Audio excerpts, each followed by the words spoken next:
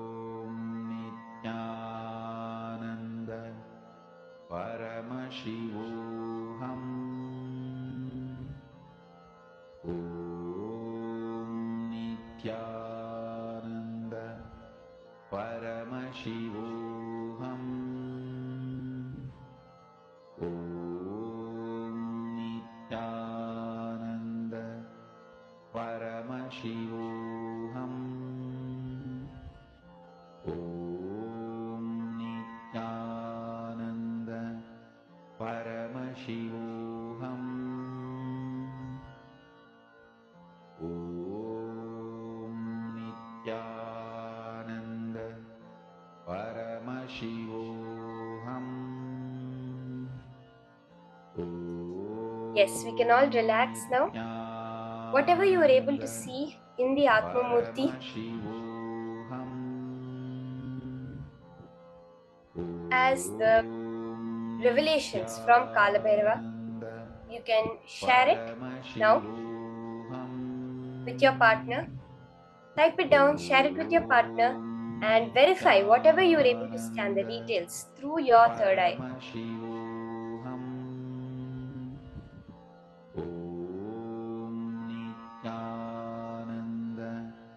Paramashivoham.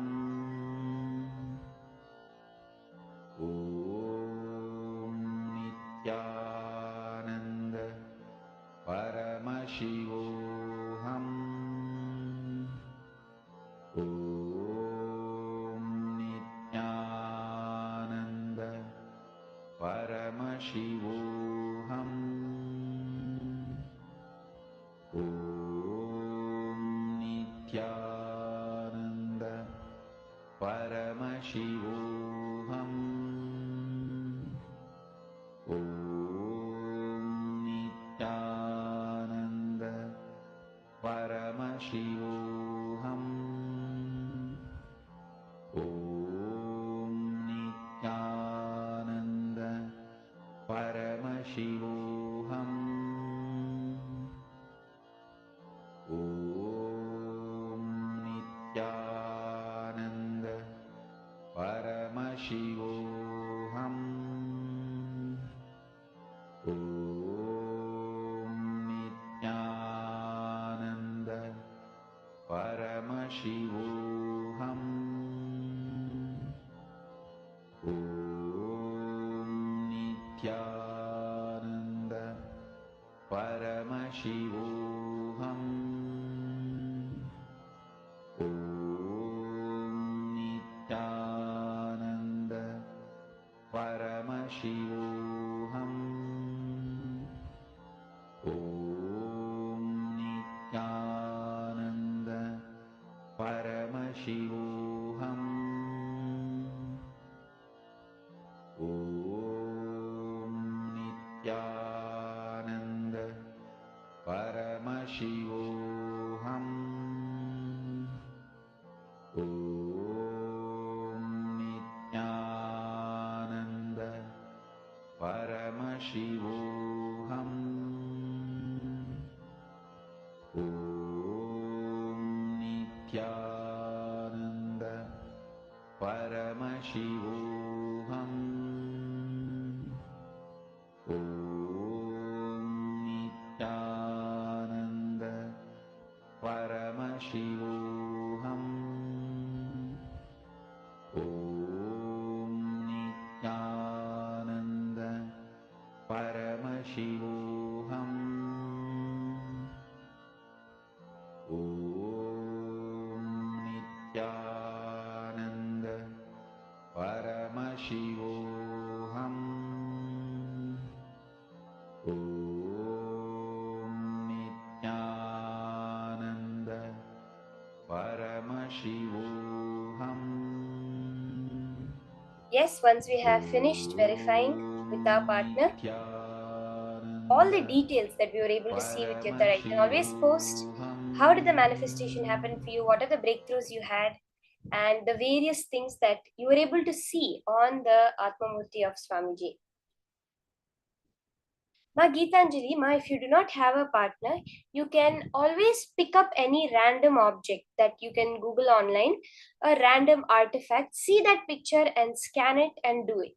Or else connect to someone who's there around you and do the power manifestation. In this next session, very beautifully, we're going to be understanding from Swamiji the science of Jiva Samadhi.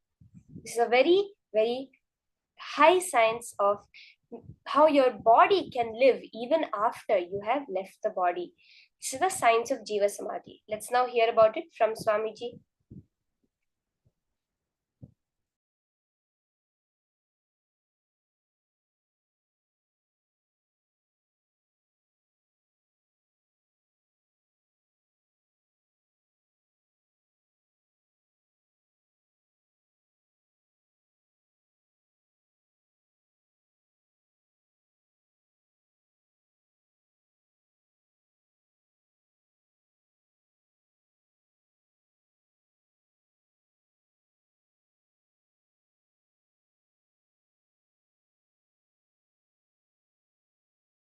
Science of Jiva Samadhi. When I say not taking energy from the space means desires. Desires are the energy from the space. Prana is the energy from air. Fire is the energy from sun. The heat you feel in your stomach, Jadaragni. The digestion fire is the energy from the sun. And blood flow is the energy from water. And the mass, bone marrow, muscles, these are the energy from the earth element. Let me give you the process for Jiva Samadhi. Jiva Samadhi means all the 9 fluids which are running your body. See, there are 9 fluids as per the Siddha tradition, yogic tradition. There are 9 fluids, body fluids, responsible for running your body. They are called Navapashana, 9 poisons. Please understand, in Siddha tradition, the word Pashana not just means poison which kills you. It's like a certain high quality, alive chemicals are called Pashana. But the Pashana word is unfortunately translated as poison. In English, we don't have any other word. So I am just allowing that word. Maybe I can use the word catalyst agent. Instead of the word poison, I can translate catalyst agent. The word for Pashana means these 9 body fluids, if it is properly handled, will keep you alive. If they are imbalanced, will kill you. Blood and the water in the eyes, saliva and the kaba in the nose, the 9 body fluids, the seminal fluid, these 9 body fluids are called Navapashana, 9 poisons. If you are able to, instead of the word poison, let us use the word catalyst agents. The 9 catalysts. If you are able to produce all these 9 catalysts without any input from the outer world, like desire, please understand, desire is an input that immediately produces the semen, body fluid, and water immediately produces blood flow. Each input from the outer world immediately produces certain catalyst agent in your system. Without any input from outer world, if you can produce all these 9 catalyst agents in your body, you are a Siddha who can sit in Jiva Samadhi. Means your body can be buried, but you will be alive forever. Even without your body, you will be alive forever. Understand this science? Now let me continue on this samyama. So any catalyst agent of your body, if you are able to produce without any input from the outer world, please understand, then you are liberated from that sense.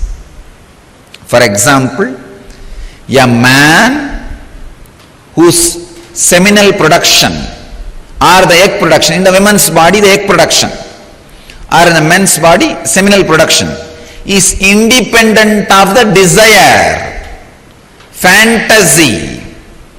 He is liberated from the urge to reproduce, and his love becomes such pure, his love is not controlled by the hormones. If your love is controlled by the hormones, it will always be related to blood relationship. Understand?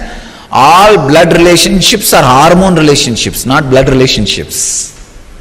We are using a polite word, blood relationship. It's hormonal relationship, which came from hormone. Whether you are your wife or the son or the daughter, or all the relationships happened because of the hormones. Then his love is beyond the hormonal relationships. Only he can radiate universal love.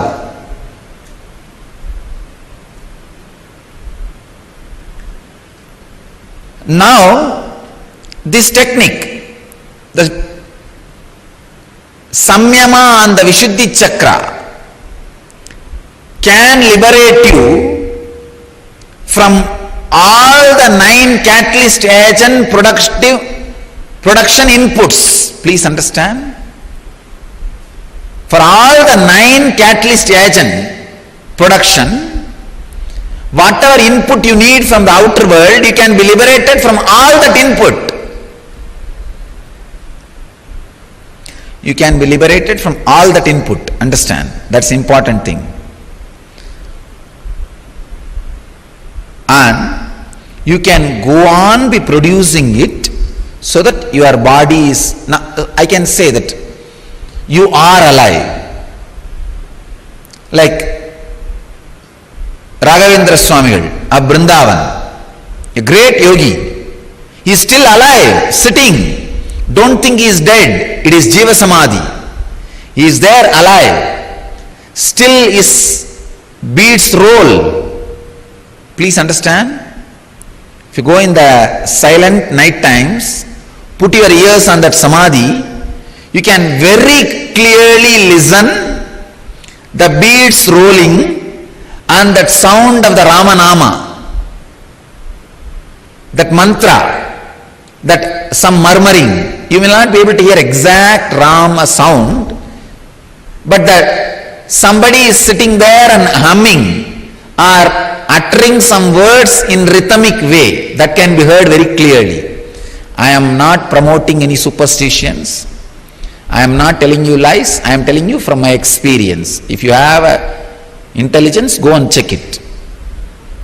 Still, he is there counting the beats. He is in Samadhi, Jiva Samadhi. And the beats are moving just to prove he is in Jiva Samadhi. I can give you thousands of examples of Jiva Samadhi in India. Trilinga Swami, he will be sitting and meditating on the Ganges. Suddenly flood will come and he will be completely covered inside. After the flood recedes, maybe some 5 months, 6 months, then people will search for him and start digging out. He will be sitting inside 10 feet in the mud. 10 feet when they dig, he will be sitting in Samadhi, they will get the body out and he will just shake and come out, ask, hey, how are you, what happened? Near my native place, Arunachala, there was a Swami, Pundi Swamigal, a great Siddha Purusha. Same only, he will sit on the banks of the river and simply flood will cover him and the whole body will be covered by the river sand. He will be there inside for 6-7 months. After 6-7 months, when the flood resides, flood settles down, recedes, people will go and dig some 5-6 feet and then bring the body out. He will come out and, oh, okay. He will talk to them and start living. These are not stories. Pundi Swami lived just 30 years before. Only 30 or 40 years before he took Jiva Samadhi.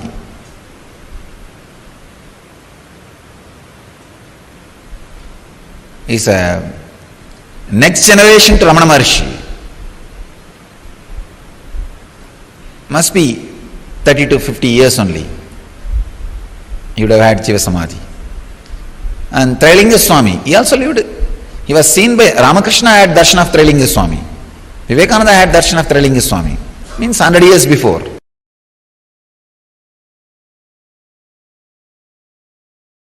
Understand, it is not that in those days, even now, so many beings achieved the space of Mahadeva, is just moving around here and there. They are all available.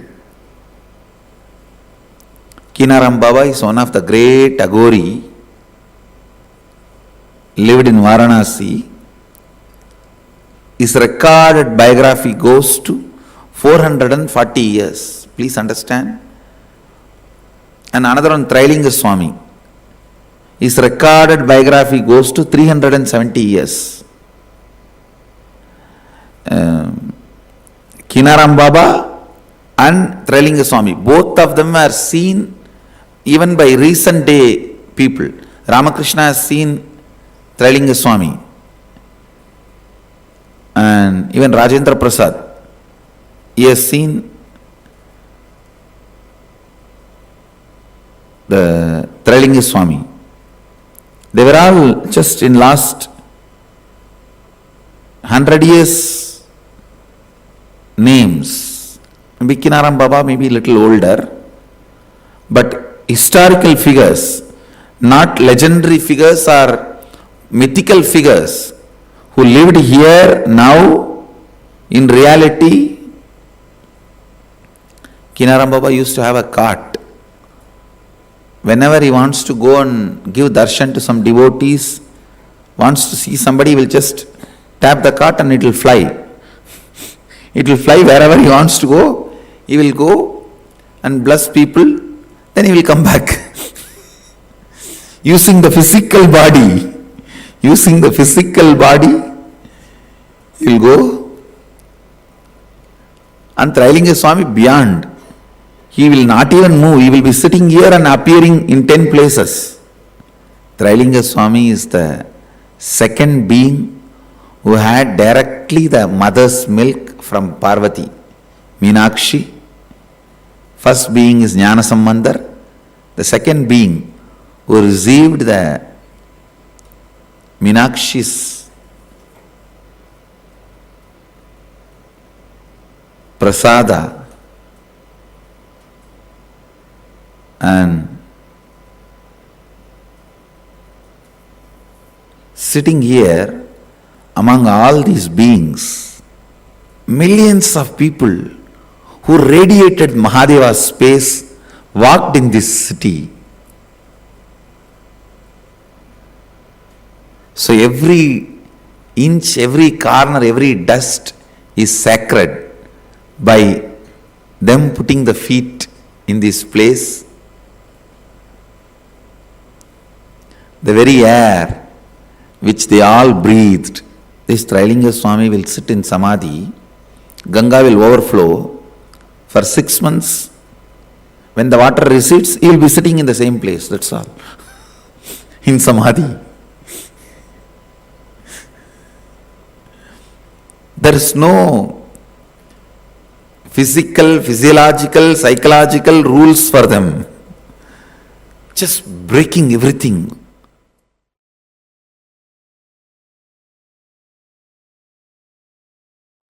The Jagannath temple is the place where Krishna, Balarama, Subhadra's bodies physically is in Jiva Samadhi.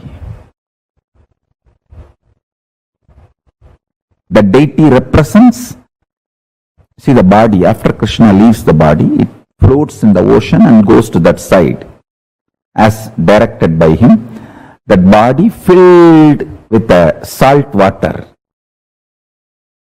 Natural mummification. Then all the 3 bodies were recovered by the Suryavamsa Rajas and they built the temple and they are maintaining it. And it's a living deity. I tell you, Krishna is alive in Jagannath. Subhadra is alive in Jagannath. Balabhadra is alive in Jagannath. If you want to see Krishna directly, face to face, go to Jagannath. Go to Puri. He is alive, living, Sakshat, Pratyakshamurti.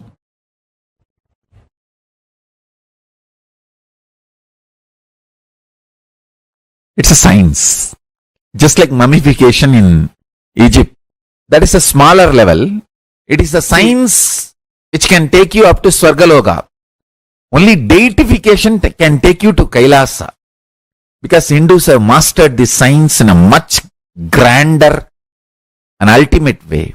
Deification is 1,000 times greater, powerful methodology than mummification. Mummification can lead you up to Swargaloka. Bhur, Bhuva, Suva. Not more than that. You can be at the most Indra. Maximum. Not even that. All that. It's not that everyone who goes to Swargaloka becomes Indra. No. Even among that, there is a lot of competition, politicking, and then fight. That's why Indra Padavi is not permanent. Every yuga, Indra changes and all that. Now, I'm not saying Indra is less powerful. No, surely he is much beyond anything you can imagine. And he is worthy of worship and our reverence and everything. But deification takes you directly to Kailasa. It can take you up to Kailasa.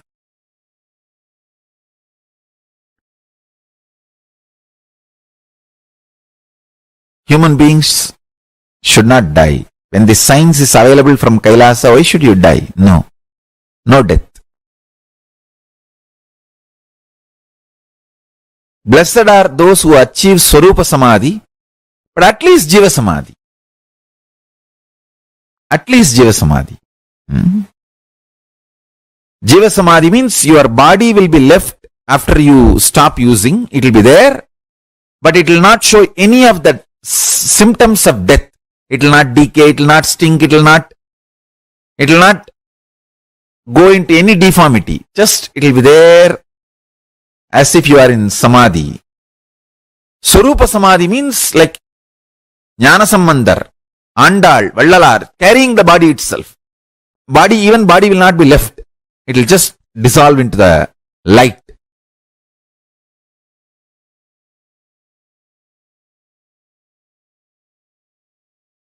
That is Swarupa Samadhi. Whether you achieve the state of Swarupa Samadhi or not, at least Jiva Samadhi. Human beings should achieve at least Jiva Samadhi state. Because the science is available to all of us.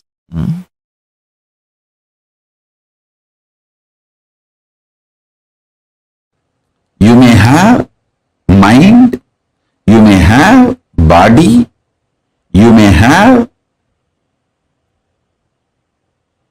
all the other things like a wealth, relationships,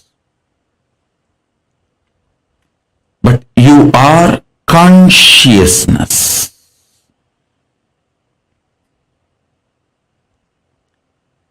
Second, consciousness is the ultimate. Third,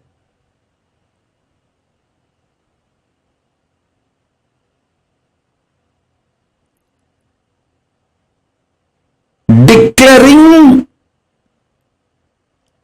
the sovereignty of your consciousness.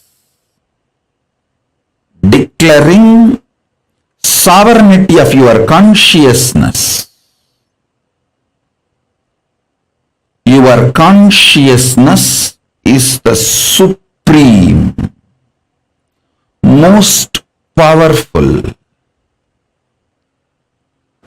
highest,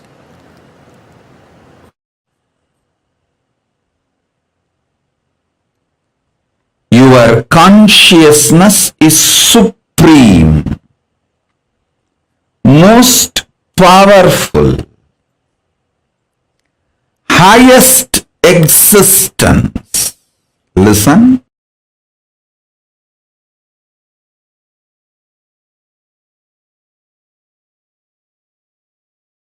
Whether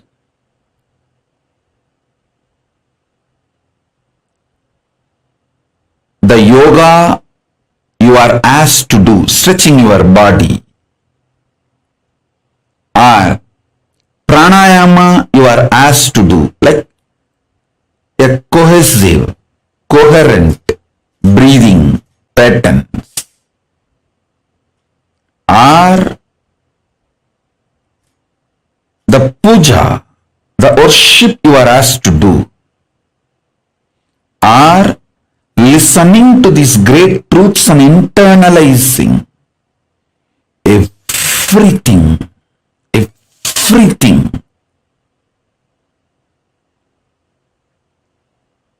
In Hinduism, everything is to make you express your conscious sovereignty, manifest your conscious sovereignty.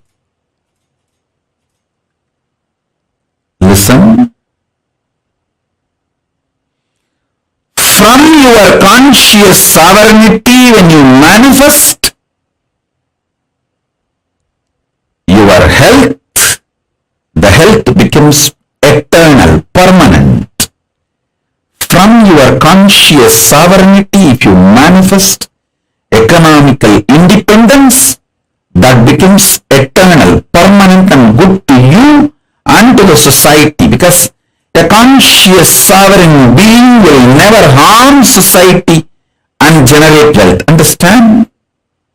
There are many people wealthy by grabbing, centralizing, redistributing, not by generating.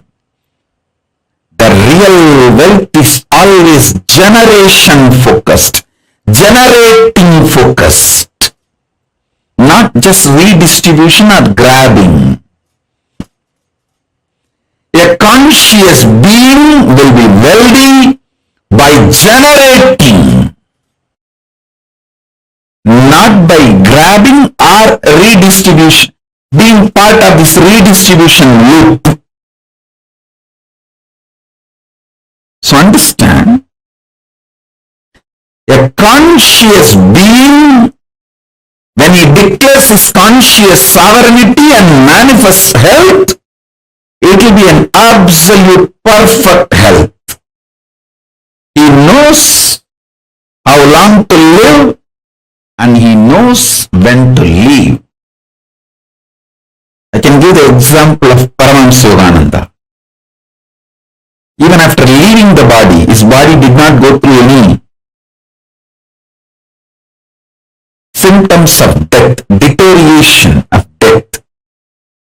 My own Guru, Isaki Swami, 3 days after death, his body was just fresh, alive.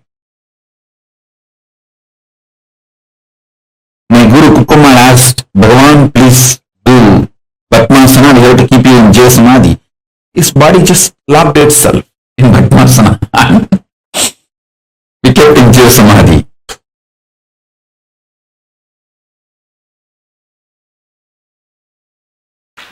All you need to do is just only one thing. Complete with all the incompletions related to life. Any decision you took against the life, dig out that situation, complete it and drop. That's all. Always decide for life.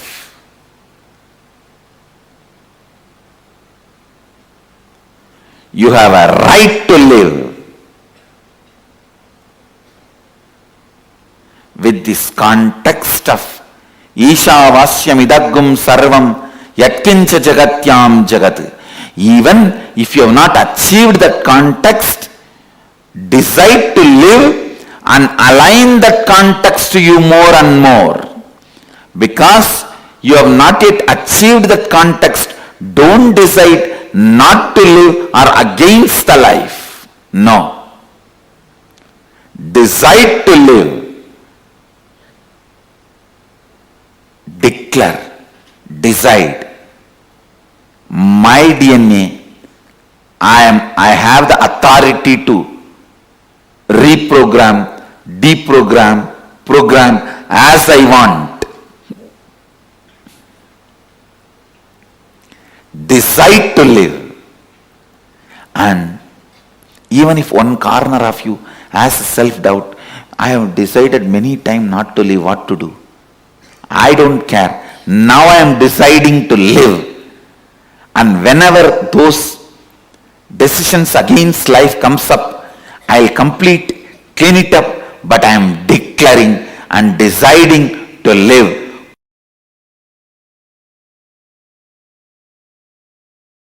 This is the bamboo stick for healers to heal others. This stick has a big story. First time I started initiating others into healing in a Jiva Samadhi, means a living tomb called Neru Sadasiva Brahmendral Samadhi. In Tamil Nadu there is a Jiva Samadhi of a great enlightened master, Sadasiva Brahmendral. I went to his Samadhi after I realized my Sadashivatva to have his Darshan. He himself appeared and gave the Dhruva grass and said, with this start initiating anybody, they will all be able to heal. He gave me that science and Dhruva grass. And I brought the Dhruva grass and put it on in our ashram. The bamboo grew. The bamboo grove was dead at that time. I put the Dhruva grass, whole thing came back to life, and the bamboo came back to life. From that bamboo, you are all given a stick. So, it represents the energy of Sadashiva Brahmendral's Dhruva grass. So, with this, if you touch anybody, they will be healed.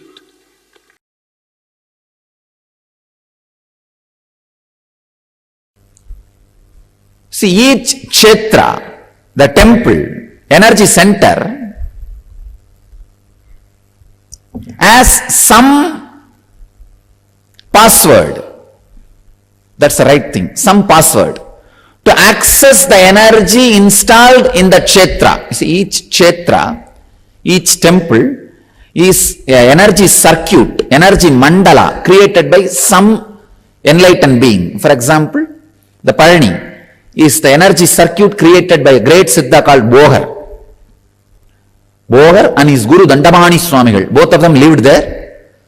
That's a kshetra created by Bohar, the energy circuit. And Tanjore temple, the energy circuit created by a Siddhar called Karuvurar. Tirupati, enlightened master called Konganavar. So each temple is energy circuit created by an enlightened master, and always near the Garbha Mandir of the temple that master's Samadhi will be there, because there is an energy circuit.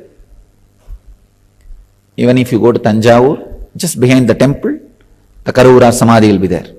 In Parani, just near the Subramanya Sannidhi, the Bohar's tomb, the Samadhi will be there. You see, tomb is not a right word. Tomb is a place where the dead bodies are kept after mummified. But the Samadhi is the place where the body, which is no more required to do what they want, is kept. Understand? There is big difference. Tomb is a place where the body is no more useful, is kept. Samadhi is the place where the body no more required is kept. No more useful is different and no more required is different. No more useful means dead. But no more required means whatever they want to do, they have done, and they can go on doing what they want to do without that body. That's what we call Samadhi.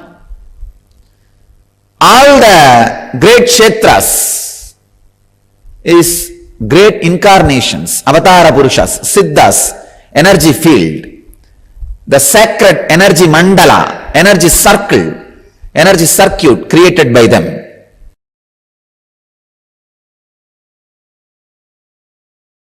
That place where the Pondicherry ashram is, it's a 2000-year-old temple. It's a temple from Chola period.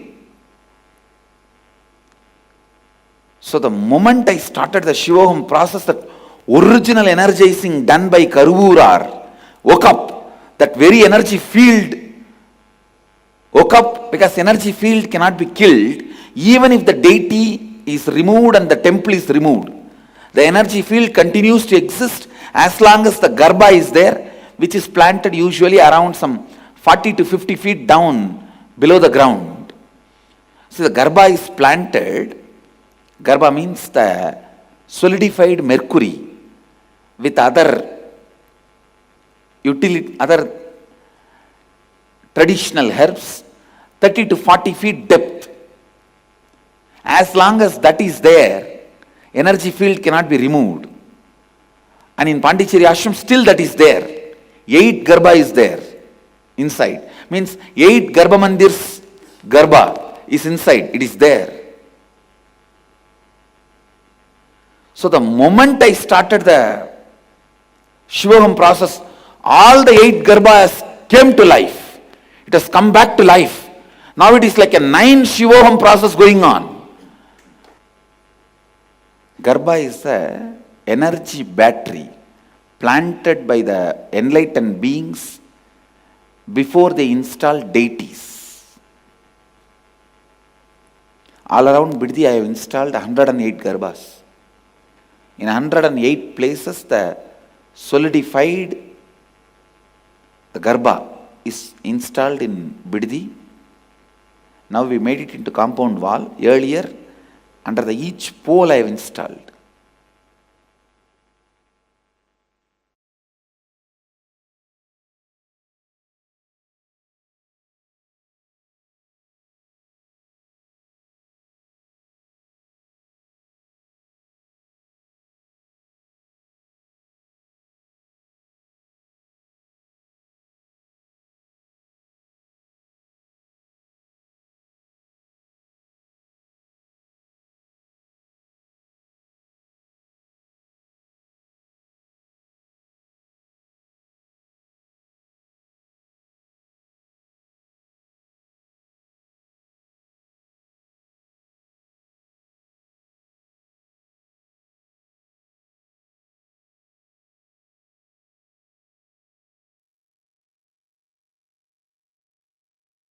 The science of Jiva Samadhi.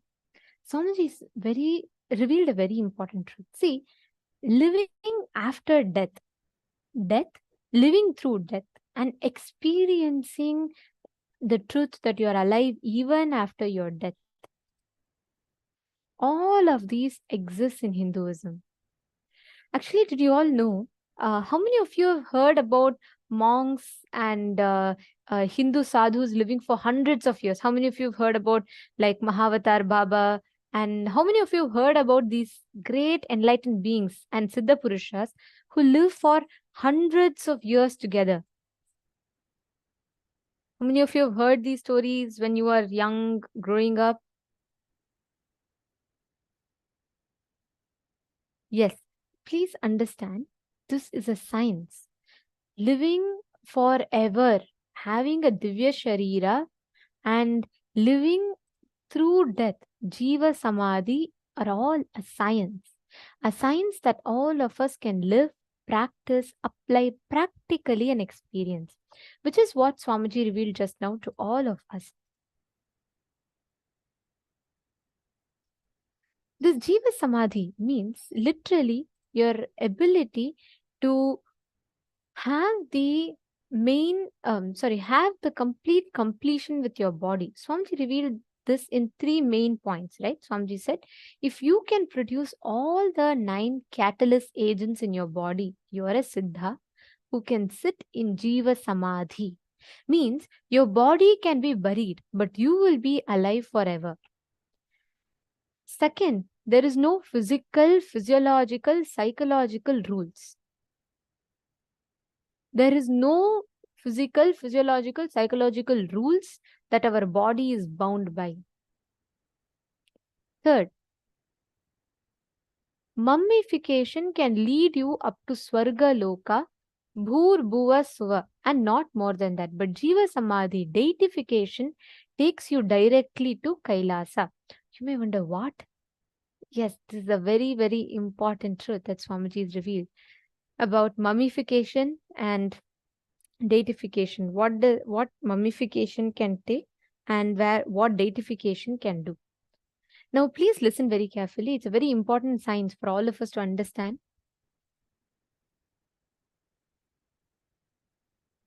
Every one of us would have heard about the mummification process, right? We all know in Egypt how they mummify the bodies and how they take the bodies, like pack the bodies right after the death also, so that the bodies live forever, right? So this process of mummification, I am so like, it's such an amazing fact that Swamiji has revealed. How you can live, you can go up to Swargaloka. Bhuloka, we have basically 7 planes up, right? So it's Bhur, Bhuva, Suvar, Maha, Chana Loka. Like that, each loka is in each of these levels. Now, with mummification, you can go up to Swargaloka. With deification, you can go up to Kailasa itself.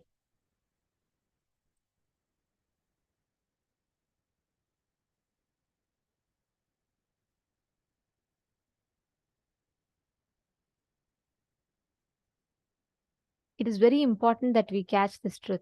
Actually, if we just understand this, how we can live after after even we die, this science is unique only to Hinduism. Actually, all of you should know, to this day, in a temple called Srirangam, which is one of the largest temples, the second largest temple in the world and the first largest temple in India, Srirangam, there's a beautiful samadhi, Jiva Samadhi of Ramanujacharya. Listen very carefully. You all can actually Google. Have any one of you visited Sri Ramanujacharya's Samadhi? Actually, all of you should know, as per the Hindu deification methodology, Ramanujacharya left the body. Do you all know, to this day, his hair, body, nail, everything is preserved. He lived around 500 to 600 years back. He lived like hundreds of years back. To this day, in Srirangam temple, you will see Ramanujacharya sitting. Nothing. It is just his body. Turmeric and haritaki are applied over his body. And certain sacred herbs. All of them are applied over his body for 600 years. It has been preserved. To this day, it has been preserved. And to this day, you can actually see him sitting. The body will be, he'll have his eyes closed, his hands folded, he'll be meditating. Actually, we can show you the picture of Sri Ramanujacharya and Srirangam. You all should know, to this day, his samadhi is kept alive. You all can Google it also. Swamiji tells very beautifully that he's an example of how enlightened masters leave the body. Please understand, physically his body itself is kept in the temple and just put with the turmeric, haritaki, everything, and his body is preserved. Many of you have been to that place. Amsakala has posted. Wonderful. So please understand, Hindus have mastered the science. You all can actually see here. This is actually not a deity. This is his physical body. This is Ramanujacharya's physical body, as you all can see. This, along with the physical body, it is his physical body which has the Pachakarpuram, Haritaki, turmeric applied over his body and preserved. This is not a deity. And this is a Googleable fact. All of you can Google and see it. It's a very well-known fact. For almost 500 to 600 years, his body has been preserved here. You all can see here. Understand, we Hindus had mastered the science of living even after death, the Jiva Samadhi. Now, this Jiva Samadhi science that all of us learnt about is just exactly understanding this one principle. How we can live, how we live even after our death. How all of us, our bodies need not decompose, need not decay. It can simply live as we are right now, even after our death. This is the science of Jiva Samadhi. Are all of you catching it? This is what Swamiji revealed to all of us in the session now. So let us take this a little further, right? Swamiji told one of the very important truths, aspects about Jiva Samadhi. Swamiji said that when you realize, or if your body can produce all the 9 catalyst agents, the navarasas, all the 9 different fluids of the body, all like saliva, mucus, the 9 fluids, tears that the body produces, when you realize you are you have the ability to continuously produce, and it's all under your control, that means you have the ability to be in Jiva Samadhi. The science of Jiva Samadhi, living without food, water, air, or fire and space energy, without all the 5 energies, the Panchabhutas, living purely on the inner space and producing all the energies from the inner space, keeping yourself alive. Understand, not taking energy from the space means desires. Basically, what did Swamiji tell? Swamiji told that desires are energy from the space. Prana is energy from the air. Fire is energy from the sun, the heat you feel in your stomach. The Jataragni, the digestion fire, is also the energy from the sun. Blood flow is energy from water. The mass, bone marrow, muscles, these are all the energy from the earth element. These are the 5 things how we are mapped. Understand? All your desires are from the space element. All the prana, the life energy is from the air element. All the digestion, the heat in your body is from sun. All the blood flow is from water. All the mass is from the earth element. Now, the Swamiji tells different techniques, right? The Samyama on Vishuddhi Chakra can liberate you from all the 9 catalyst agent, and enjoying your 2 eyes. Start enjoying through your 2 eyes what is enjoyed by your 3rd eye. Whatever your 3rd eye sees, you enjoy through your 2 eyes. And third most important thing for Jiva Samadhi is always decide for life. You have a right to live. Decide to live. Declare and decide. My DNA, I have the authority to reprogram, deprogram, program as I want. Listen very carefully. This making decisions for life is very important. And that is the first step towards manifesting Jiva Samadhi. I request everyone to take a few minutes. Please pen down. Pen down at least 11 situations where you said no to life. For example, when your boss is yelling at you, your spouse is not listening to you, or let's say the people are not supporting you. You came to all of these conclusions and you decided against life. You decided, oh, I will not do this. I'm not going to do this. This is not for me. Pen down all the situations, at least 11 situations where you decided against life. Let's all take a few minutes. Please pen down.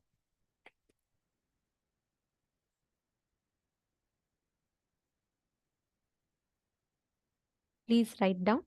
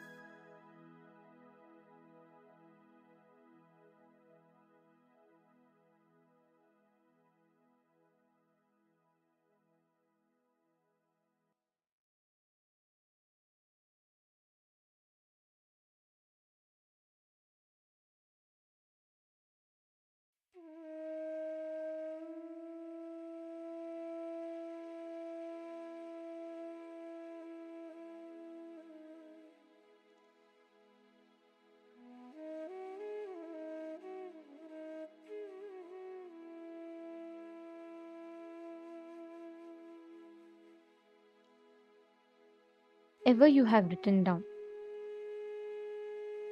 In the next step of this process, please pen down do the completion for each of the incidents you have written.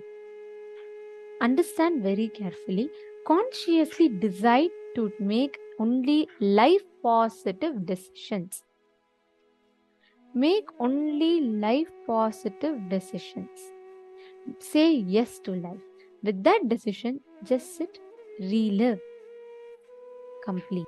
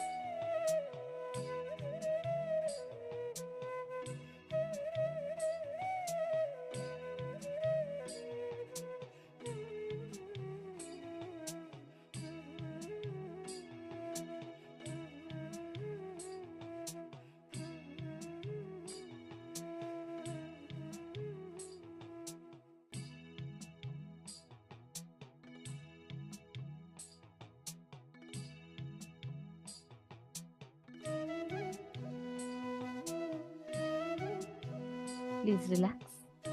Yes. Now, let us all enter into the power manifestation session.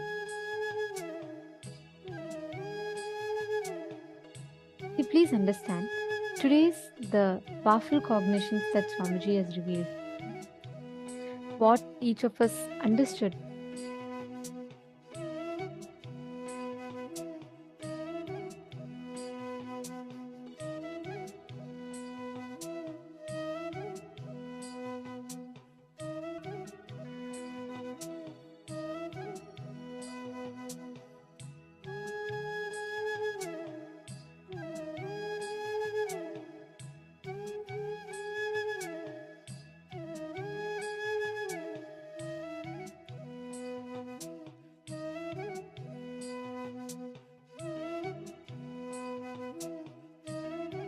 So now, all of us have been manifesting the power of Akashic readings.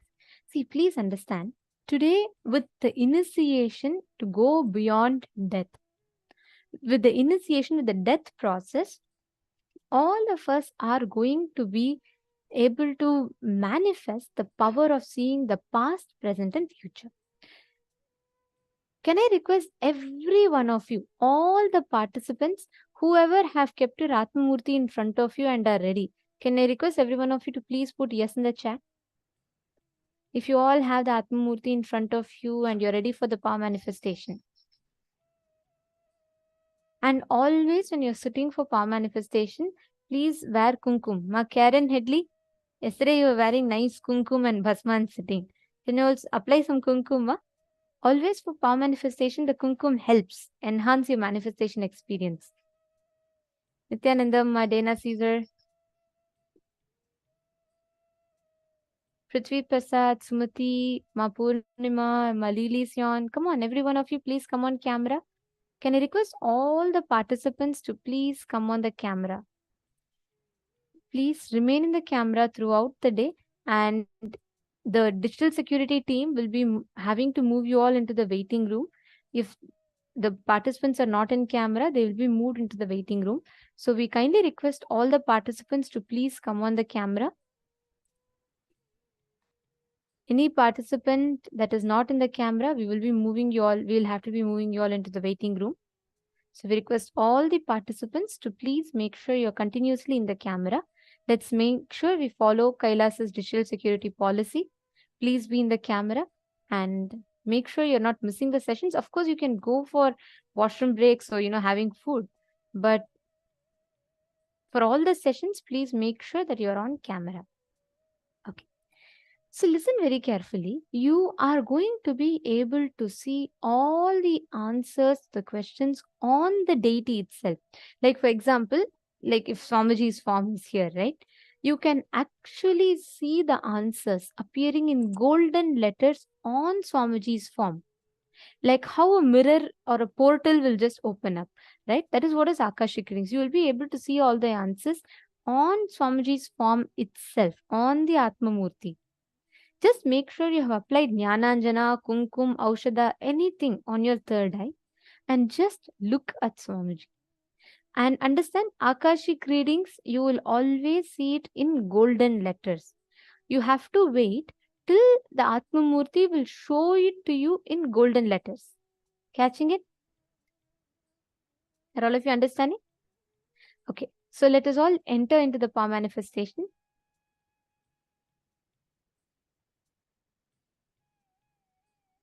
I request everyone to please sit straight. Any question that you ask, you will be able to see the answer in elaborate detail. You will be able to see it on Swamiji's form.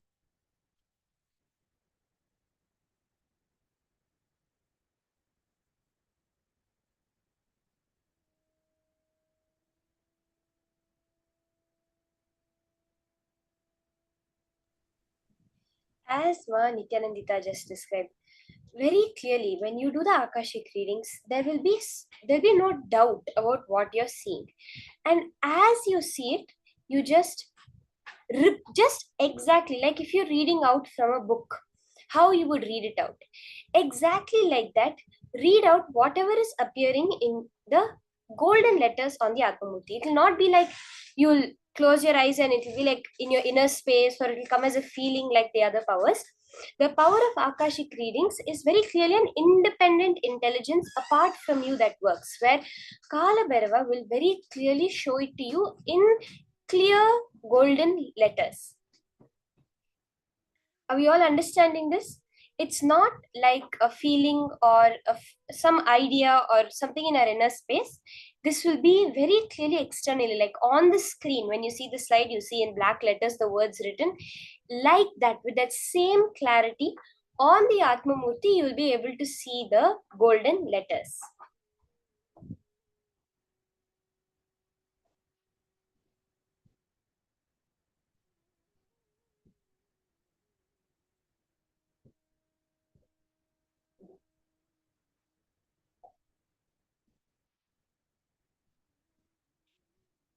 So while we get ready, you can set up with the Atmamurti in front of you.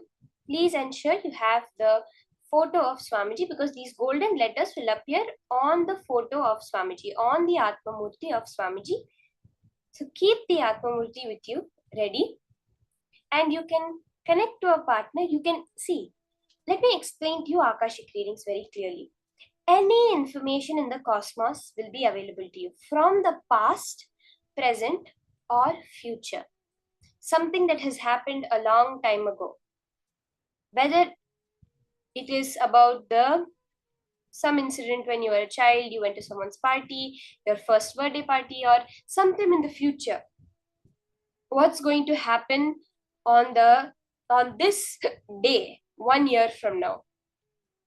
All of this will be revealed to you through this power of Akashic readings. When we start off, we will start off with small things like identifying a date, identifying an object.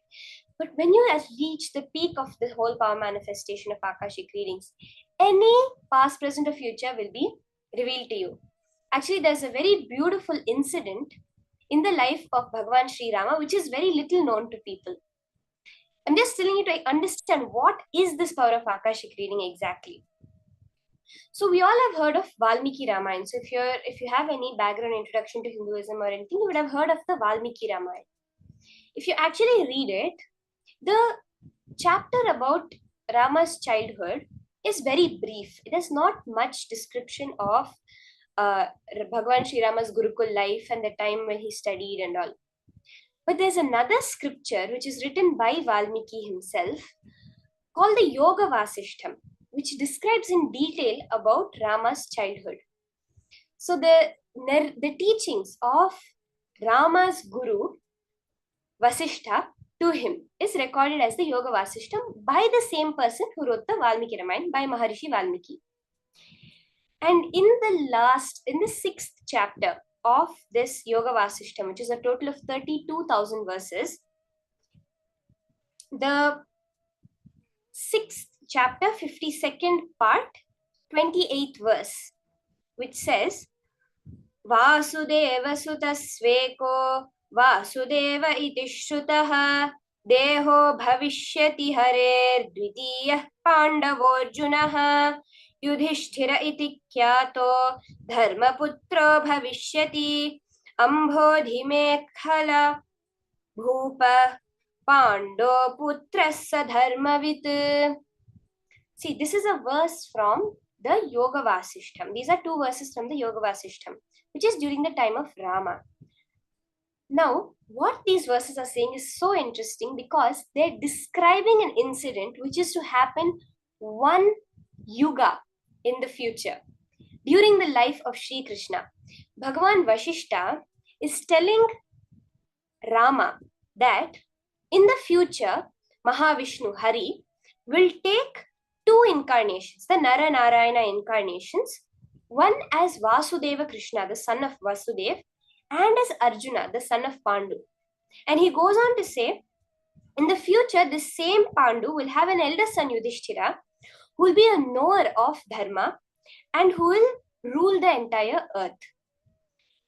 In the whole last part of the 6th chapter, Vasishtha, 1 yuga in advance, is explaining to Rama the whole Mahabharata. how there'll be a fight between the cousin brothers, and he even summarizes the whole Bhagavad Gita. And he tells Rama that in the future, when you are Vishnu's incarnation, in the future when you reincarnate as Krishna, you will have to give all these teachings to Arjuna when he is in depression, to get him out of that depressed state. All the teachings I have given you just now, the whole 6 chapters of the Yoga Vasishtham, is what you will teach as Bhagavad Gita to Arjuna one yuga later. This is what is Akashic readings, where you can just know what is going to happen in the future. How many of you have even heard of this? I had literally never heard of this incident that had happened, where Vasishtha is telling Rama about the incarnation of the whole Mahabharata that's going to happen, and very clearly with names, with the ages, and how the fight, the whole war that is going to happen, and how Arjuna is going to be in a depressed mindset, and Rama will have to, as Krishna, give these teachings to Arjuna. So this is what we are going to manifest now as the power of Akashic readings. You can get for this round, when we start doing the power manifestation, you can get the name or a particular object, which you're going to be now scanning through the power of Akashic readings, seeing the golden letters appear on Swamiji's Atmamurti and reveal it exactly like that to your partner.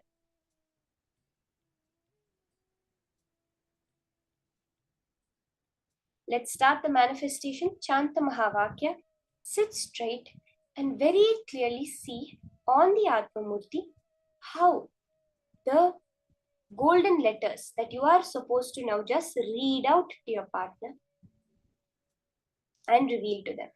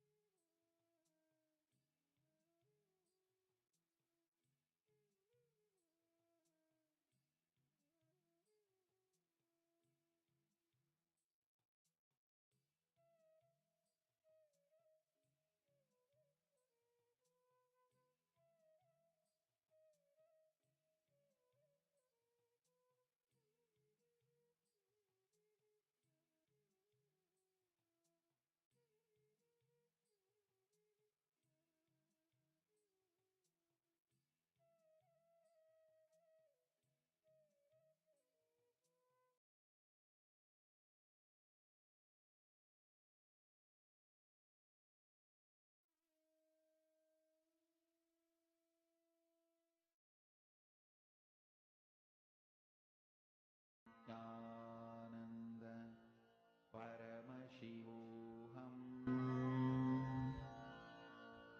Om Nithyananda Paramashivoham. Om Nithyananda Paramashivoham. Om Nithyananda Paramashivoham. Om Nithyananda Paramashivoham.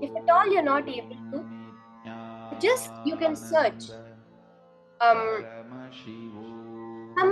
objects, you can scan it, and later you can verify again. Like something on Google, you can just search for random objects on Google and scan what they are.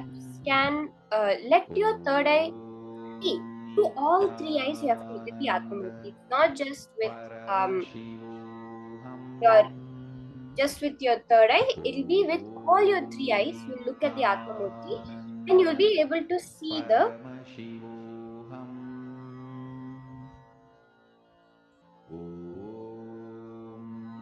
objects. You'll be able to see the details very clearly in golden letters. It will be like a description, like how if you Google and read a description, how it looks.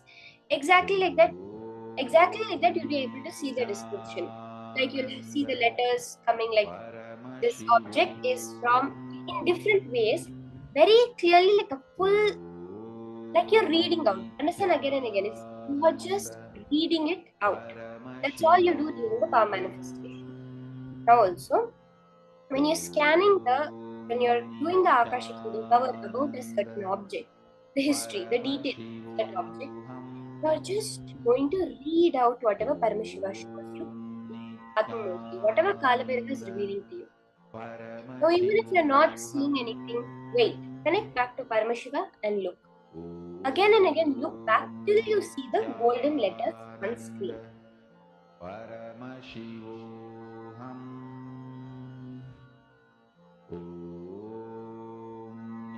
Nithyananda Paramashivoham.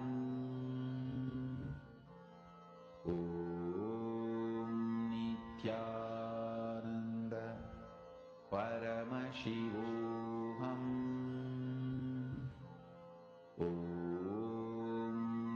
Nithyananda Paramashivoham. Nithyananda Paramashivoham.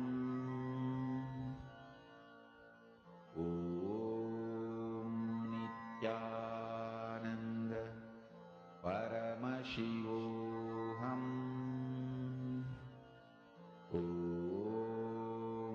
Nithyananda Paramashivoham. Nithyananda Paramashivoham.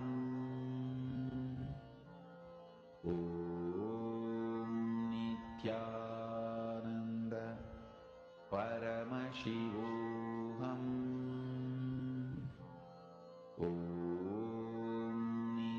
Nithyananda Paramashivoham. Nithyananda Paramashivoham.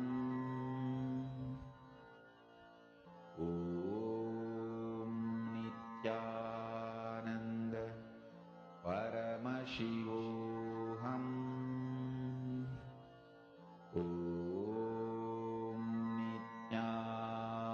Nithyananda Paramashivoham.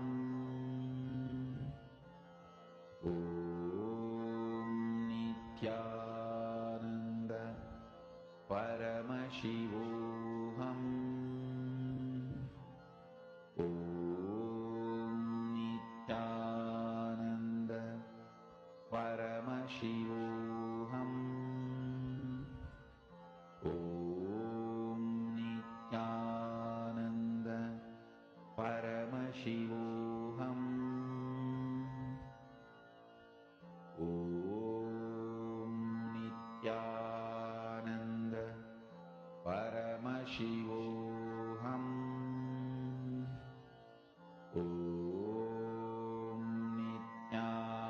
Nithyananda Paramashivoham.